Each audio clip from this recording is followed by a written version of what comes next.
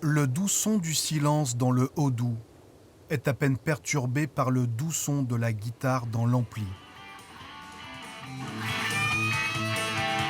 Elle était restée au placard pendant 30 ans, rangée au milieu des souvenirs, des reliques d'un passé révolu. Mais René Phillips l'a ressortie il y a tout juste 3 ans. En 1985, j'ai mis ma guitare dans la housse. Et puis depuis, bon, j'ai eu une dizaine d'années où je faisais du gospel. Mais bon, ce qui brûle à l'intérieur de moi, ce volcan, bon, il a envie de s'exprimer. Puis il y a 3 ans, je me suis rendu compte que finalement, la musique, pour moi, c'était quelque chose de vital. Au-delà de vouloir faire quelque chose à travers la musique ou de se prouver quelque chose. J'avais ce besoin de... Waouh!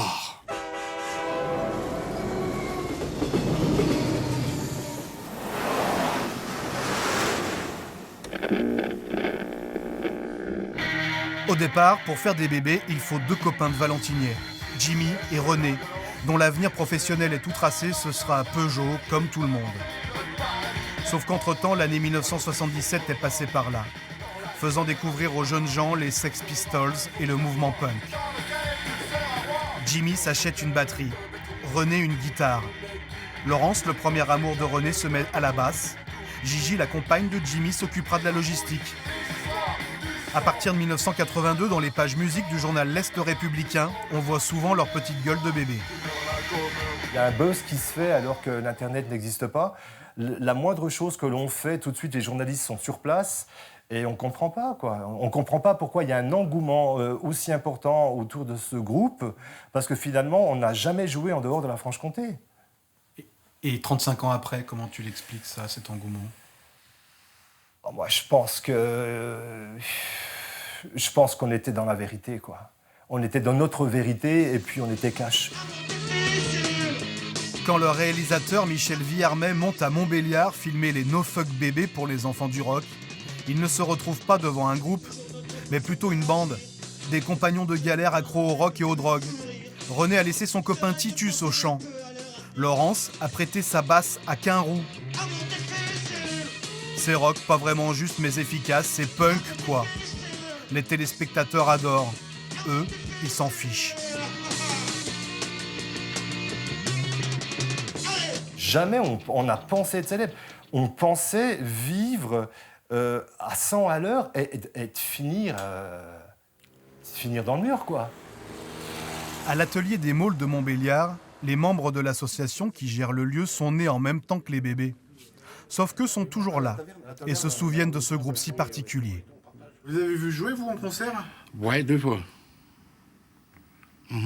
C'était comment ? C'était rock. Parce que pour moi, No Fuck Baby, ça n'a jamais été vraiment un groupe punk, quoi. Je pense qu'eux-mêmes, ils le disent, quoi. Ils apprenaient à jouer en même temps qu'ils jouaient, quoi. C'est classique, hein. C'est comme leurs illustres prédécesseurs. Ils étaient plus rock, un peu hargneux, quoi. C'était plutôt dans l'attitude qu'ils étaient punk, finalement. Oui, voilà, c'est exactement ça. Ouais, exact. En fait, ce que tout le monde dit, c'est qu'à l'époque, les No Fuck Bébés étaient ingérables. Les stupéfiants et notamment l'héroïne les rendaient imprévisibles, inconstants. Ce clip très sulfureux est l'une de leurs rares créations.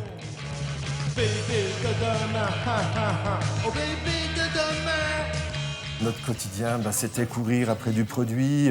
Notre quotidien, c'était réfléchir à ce qui pourrait nous aider à ne pas être en manque dans l'heure qui suivait ou le lendemain.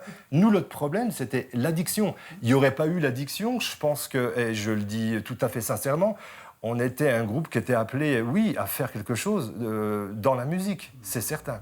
Avant de fabriquer des automobiles... À défaut de grimper en haut de l'affiche, les No Fuck Bébés monteront sur le toit de leur HLM.